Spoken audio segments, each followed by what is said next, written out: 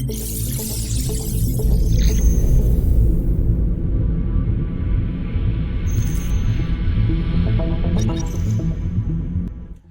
guys, so welcome back to another comic show video, and today I'm doing another review for episode 3 of She-Hulk.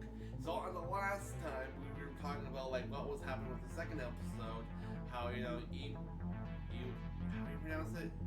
Emil Babonsky, aka Abomination, escaped from prison, and now we're going to see what happens in the third episode. Before I continue on, if you guys are new, just coming to the comic show, if you guys know exactly what I'm doing, if you guys don't know exactly what I'm doing, I just do reviews for, like, you know, Netflix, DisneyPlus, and when I go see movies in theaters, and sometimes I do channel reactions, gaming videos, unboxing videos, and sometimes theory videos, but I haven't done any of those in a long while. So stay tuned for the near future. It's gonna be there's gonna be a few videos I'm gonna be trying to do as I possibly can. There's gonna be some Netflix reviews coming soon for you guys too. So stay for a lookout for those. And so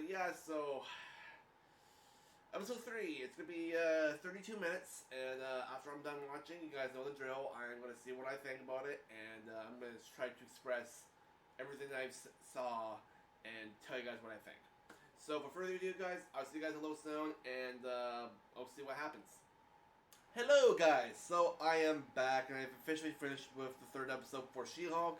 So, here's what we know about what happened for this entire episode. So, basically, in the beginning, we noticed that, you know, Jen Walters is still trying to, like, convince the government to let Emil Oblonsky, Emil Oblonsky.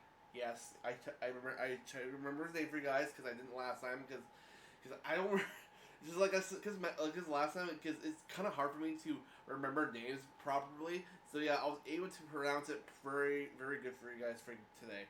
So yeah, so Emil Oblonsky is Abomination, and through the entire episode, she's trying to gather a lot of evidence and trying to convince the government trying to let him go as a free man because he has you know basically he felt sorry for the way he treated like Bruce back in the past, and he hasn't done anything bad.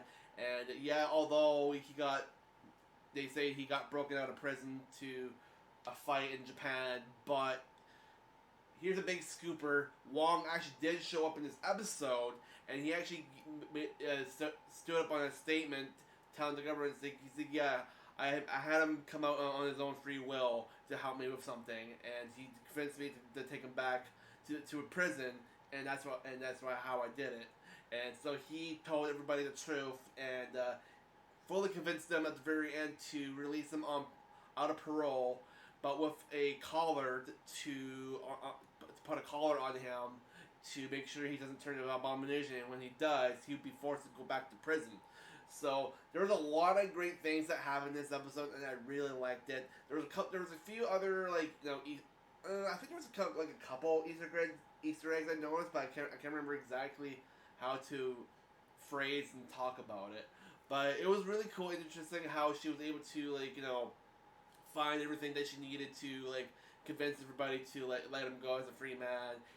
Although stuff he did in the past was wrong and very destructive of the things he did, but she was able to succeed and let him go. And and apparently after he's free, he wants to do something along of what did Emil say he wanted to do? He said something about doing some treatment stuff with people or something, like his own little. He apparently he owns some lands, and he wants to help people or something like that. I can't remember exactly what he said, but he says he owns some sort of land, and he wants to use that land to help a couple people. But he still will be under watch, and like I said, he will have this some sort of device, so keep watch on him so he doesn't turn into Abomination. So at least he's actually going back out there in the world and doing all this stuff he wanted to do ever since he's been in captivity by this Hive Guard's prison.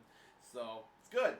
So there's not really nothing else that really happened for the entire episode, but there were some points in it where there was another part where one of Jen Walters' friends is trying to do this trial about this one dude that was dating Megan Trainer, or not Megan Trainer, Megan Stallion. There we go. So this guy was saying that he was actually dating Megan Stallion, that this famous singer artist, and I know exactly who it is. There's a certain song I kind of like. I can't remember what it was called, but yeah. So he got scammed by this one Asgardian woman that can shapeshift into anybody. And so she was escorting money off of him or something like that. I can't remember which, but she. Oh, I was like, oh, there's probably some Asgardian things in there, here and there. And they actually, during the part of the trial, they actually mentioned New Asgard. So New Asgard is actually there in this episode. So that's kind of interesting in a way. So I guess I'm wondering what time period this is in at the moment. I wonder if this is a time period between maybe Infinity War, possibly, or Endgame. Could be Endgame, maybe. I have no idea, because the only time we hear about New Asgard is when it was still being built in Endgame, somewhat. Because during the part of the movie, Bruce,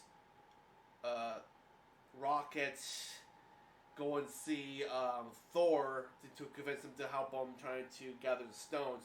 So I wonder if it's taking place during that time period, maybe. Don't know for sure. Possibly. I would think so, because that's the only time we always saw and hear about New Asgard. So that's what I'm thinking. But anyways, the entire episode was good. I really liked it, and there was a few other things I kind of like. It's like, meh. But the whole trial thing between Megan Stallion, that one dude was able to win, and this Asgardian lady that was shapeshifting, she was able to go into jail or something for like 60 days or something like that? I think so.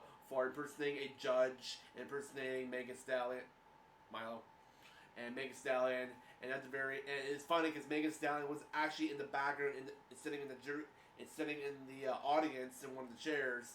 And he says like, oh wait, there's Megan Stallion right there.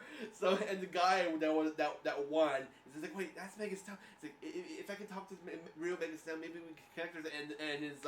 And his lawyers is like, no, I'm not gonna do that. You had enough of Megan Stallion for one day. It's like, I laughed when I heard. I think he said something along the lines of that, and I was just like, that's freaking hilarious. It's like, no, dude, you're not gonna get Megan Stallion. I don't think he should be interested in you.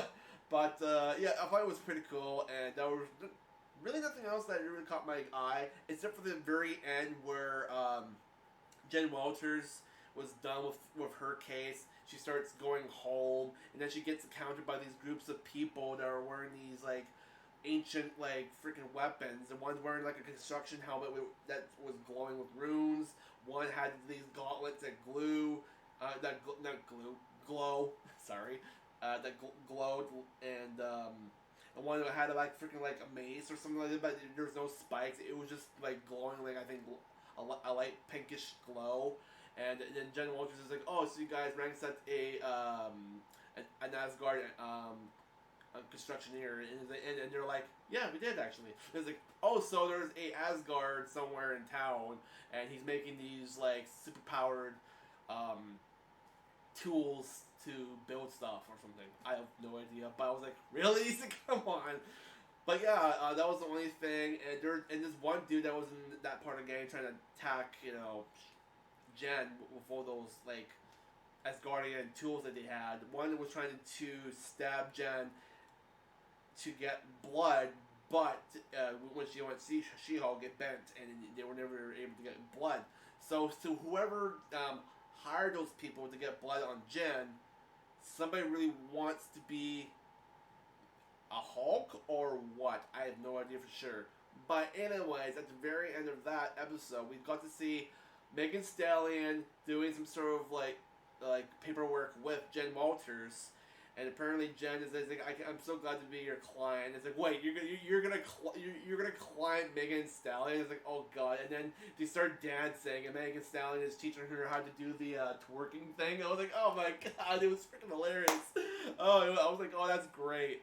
But Yeah, it was good. There's nothing else too special, and another good thing was, like I said, Wong did show up, and he was like I said, he was doing his own statements on, like Abomination.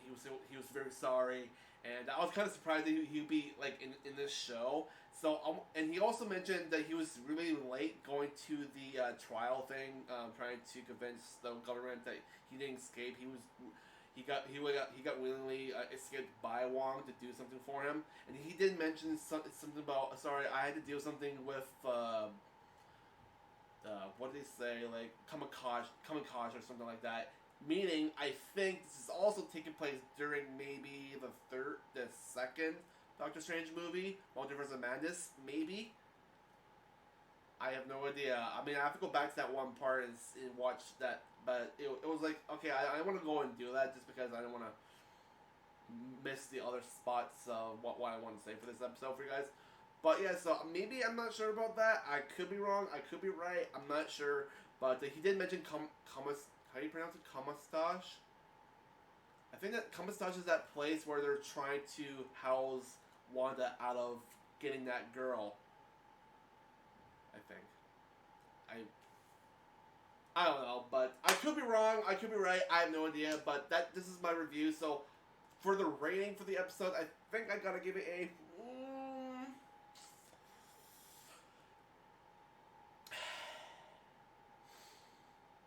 I'll give it a 3.8 out of 5.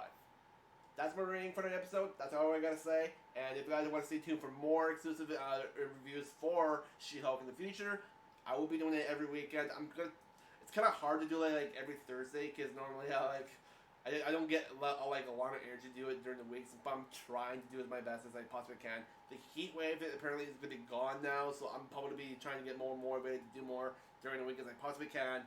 So just stay tuned for those future videos.